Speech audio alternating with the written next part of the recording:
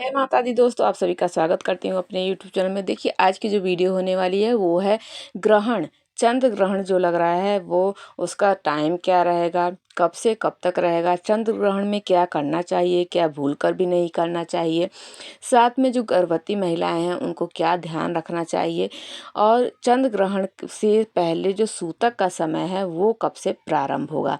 तो ग्रहण से जुड़ी हुई सभी संपूर्ण जानकारी आपको इस वीडियो में मिलेगी। चलिए वीडियो शुरू करते हैं। एक रिक्वेस्ट है, वीडियो में आगे बढ़ने से पहले अगर वीडियो थोड़ी भी हेल्पफुल लगती है, पसंद आती है, जानकारी अच्छी लगती है तो प्लीज़ चैनल को सब्सक्राइब कर दीजिएगा और बेल आइकन को प्रेस करना मत भूलिएगा, क्योंकि इस चैनल पर इसी तरह की वीडियो आप सभी को मिलती रहती है। तो चलिए वीडियो शुरू करते हैं। सबसे पहले जानते हैं चंद्र ग्रहण कब लग रहा है। तो देखिए, 2025 में चंद्र ग्रहण जो लग रहा है वो 7 सितंबर को लग रहा है। 7 सितंबर को ही से ही पितृपक्ष यानी श्राद्ध जो हैं वो शुरू हो रहे हैं, कनागत भी बोला जाता है, वो आरंभ हो रहे हैं। 7 सितंबर को पूर्णिमा का श्राद्ध भी रहेगा, जिसके यहाँ पूर्णिमा का श्राद्ध किया जाता है, उसको उसी दिन श्राद्ध भी रहेगा पूर्णिमा का।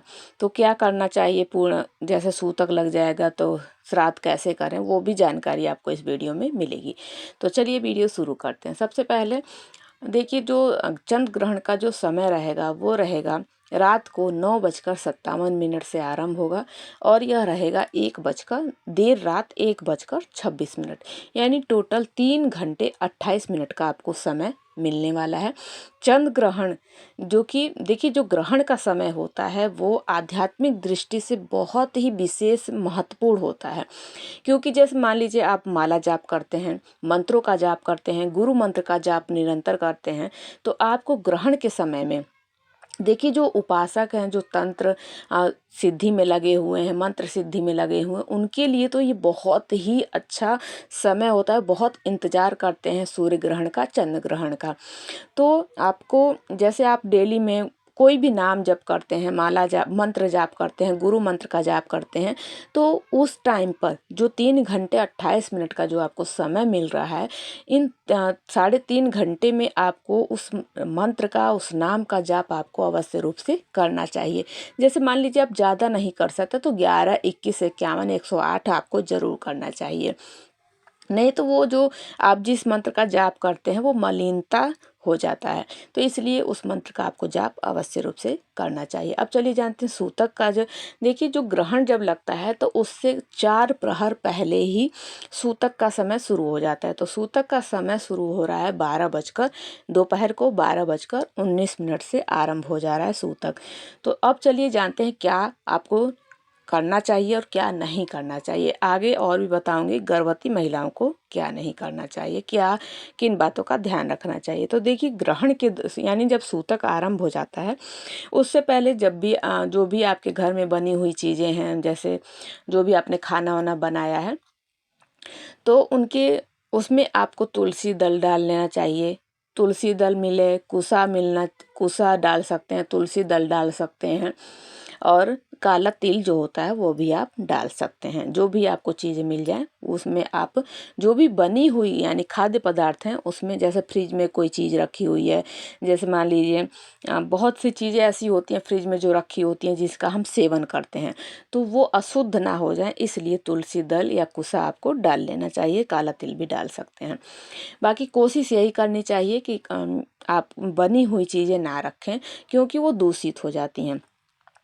और देखिए, भोजन का सेवन तो भूल कर भी ग्रहण के दौरान नहीं करना चाहिए, लेकिन जैसे बच्चे हो गए, वृद्ध हो गए और रोगी हो गए, इन और जैसे गर्भवती जो महिलाएं हैं उनको तो विशेष रूप से एक अलग ही नियम है गर्भवती महिलाओं को, लेकिन बच्चे, रोगी और जो वृद्ध हैं उनके लिए मनाही, मतलब थोड़ी छूट है। तो सूतक के दौरान वो भोजन ग्रहण कर सकते हैं, यानी शाम के 6:30 बजे तक वो भोजन ग्रहण कर सकते हैं।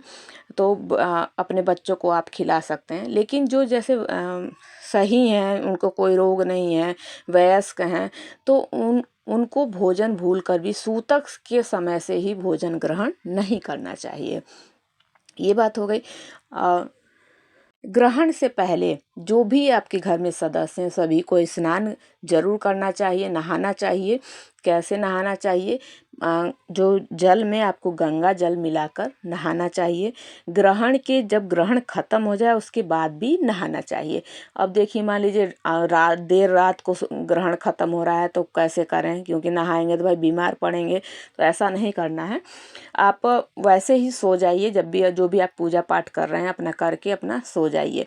लेकिन ध्यान ये रखें कि जिस भी बिस्तर पे आप सोएं, जो भी चीज़ें आपसे स्पर्श हों उन सभी चीज़ों को आपको बाद में धो देना चाहिए अगले दिन को, क्योंकि वो अशुद्ध हो जाते हैं। तो जिस भी बिस्तर पे सोएं उसको साफ सफाई अगले दिन आपको कर लेना चाहिए। ये हो गया। फिर देखिए ग्रहण के दौरान दान का विशेष महत्व है। दान का विशेष महत्व है। तीर्थ में स्नान करना बहुत ही विशेष महत्व है। जैसे गंगा जी में स्नान करना चाहिए, तो इसलिए मैंने बता दिया कि पानी में गंगा जल मिलाकर आपको स्नान कर लेना चाहिए। दान के लिए जब जैसे आप मान लीजिए मंत्र माला जाप के लिए बैठ रहे हैं, और इस बात का विशेष रूप से ध्यान रखें कि भगवान की फोटो, मूर्ति और जैसे हमारे ग्रंथ हैं रामायण, भागवत, इन सभी चीज़ों का भी स्पर्श, किताबों का भी स्पर्श आपको नहीं करना चाहिए। केवल अपने मुख से आपको जाप करना चाहिए। जो आपकी मान लीजिए आप गोमुखी से जाप करते हैं, तो उसको अगर वो भी जाप आप कर रहे हैं तो अगले दिन आपको गोमुखी धुल लेना चाहिए। आप आसन पे बैठ के, जैसे जिस आसन पर बैठ के आप माला जाप कर रहे हैं, नाम जाप कर रहे हैं, उसको भी अगले दिन आपको धो लेना चाहिए, क्योंकि ये ग्रहण के दौरान चीज़ें अशुद्ध हो जाती हैं। ग्रहण जब अगले दिन मान लीजिए अब तो देर रात को ख़त्म हो रहा है, तो अगले दिन अपने घर में पोछा लगाकर, झाड़ू पोछा लगाकर, एक चुटकी हल्दी मिलाकर, गंगा जल मिलाकर आपको पूरे घर में छिड़काव करना चाहिए। घर को शुद्ध करना चाहिए। थोड़ा सा छोटा सा हवन भी आप कर सकते हैं अगले दिन, क्योंकि अगर देर रात हो जाएगी, देर रात तो पूरी रात जागेंगे थोड़ी, अगले दिन आप और भी काम होते हैं गृहस्थ जीवन में। तो ये जो ग्रहण का समय होता है बहुत ही पुण्य कमाने का समय होता है। आप जितना ही अच्छा कार्य करेंगे, कुछ भी अगर देखिए आप कुछ भी नहीं कर सकते, मान लीजिए जो मासिक धर्म महिलाएं हैं, तो आप यूट्यूब पर श्रीमद् भागवत का सुन सकती हैं। भगवान के मंत्र का, ओम नमो भगवते वासुदेवाय मंत्र का, चाहे जो भी आप नाम जप मंत्र जाप करती हैं उसको सुन लीजिए। रजस्वला धर्म में भी आप पुण्य कमा सकती हैं। दान आपको ग्रहण के समय ही करना है, तो दान वहीं पर आप निकाल लें, हाथ से स्पर्श कर लें, संकल्प कर लें। अपने पितरों के निमित्त भी आप दान निकाल सकती हैं। अगर मान लीजिए पूर्णिमा का आपका श्राद्ध है आपके घर पे, तो जैसे 12:19 से सूतक आरंभ हो रहा है, तो वैसे भी दोपहर में ही दोपहर में ही किया जाता है जो श्राद्ध होता है। तो वो 11:45 से समय होता है, 11:45 से लेकर 12:30 बजे तक। तो वो भी आपका अच्छे से निपट जाएगा, क्योंकि आप पहले ही खाना वाना बना कर रखिए, ब्राह्मण को बुला लीजिए, खाना खिला दीजिए। तो भी 12:19 से सूतक प्रारंभ हो रहा है, उससे पहले आप अपने पितरों का श्राद्ध कर लीजिए, तो कोई दुविधा ही नहीं है। बाकी मान लीजिए अगले दिन का आपका श्राद्ध है, तो देखिए ग्रहण के दौरान श्राद्ध करने से जो पितृ होते हैं वो मुक्त हो जाते हैं, यानी वो तृप्त हो जाते हैं। तो ग्रहण के दौरान भी आप उनका तर्पण कर सकते हैं, उनके निमित्त दान निकाल सकते हैं, श्राद्ध कर्म भी कर सकते हैं। जैसे रात को, अब ये होगा कि रात को ग्रहण लग रहा है, चंद्र ग्रहण, तो देखिए ऐसे समय में रात को भी आप कर सकते हैं। तो ये सारे कार्य आप ज़रूर कीजिएगा जितना आपसे संभव हो सके।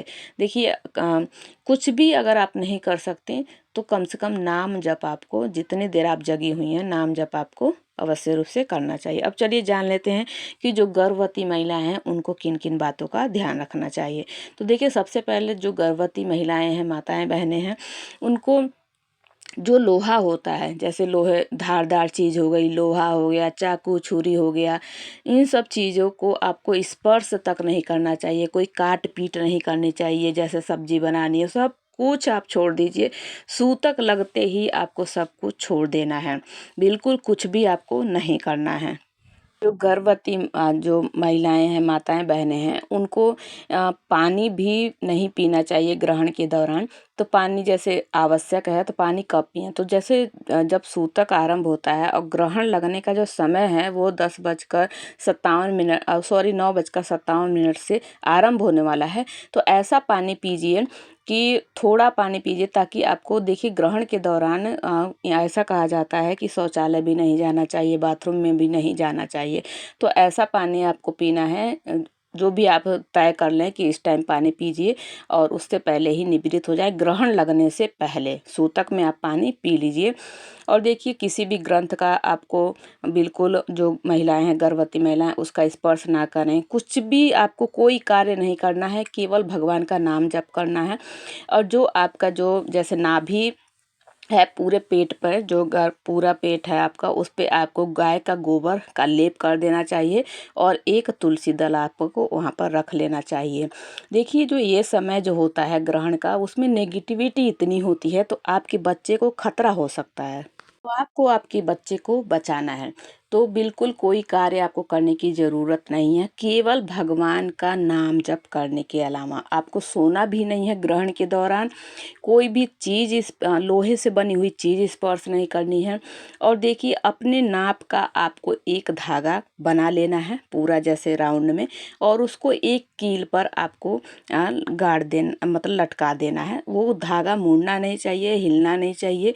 जहाँ ऐसी जगह लटकाइए पूरब दिशा की ओर जहाँ पंखा उंखा भी ना चलता हो, तो ऐसे लटका दीजिए। बाकी आप को पैर मोड़ कर नहीं बैठना चाहिए, एकदम सीधा आपको बैठना है। कुर्सी पर बैठ सकते हैं, उस पर बैठकर आपको केवल भगवान का नाम जप करना चाहिए। इससे क्या होता है कि आपकी जो गर्भ में शिशु है उसकी रक्षा होती है।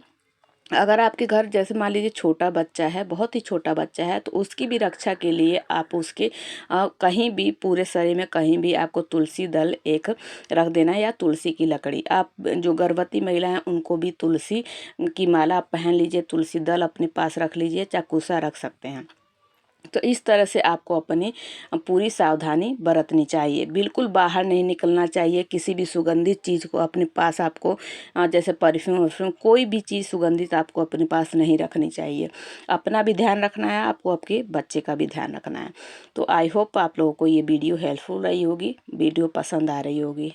तो एक रिक्वेस्ट है, वीडियो को लाइक कर दीजिएगा, चैनल को सब्सक्राइब कर दीजिएगा। मिलती हूँ ऐसी ही हेल्पफुल वीडियो के साथ, तब तक के लिए जय माता दी।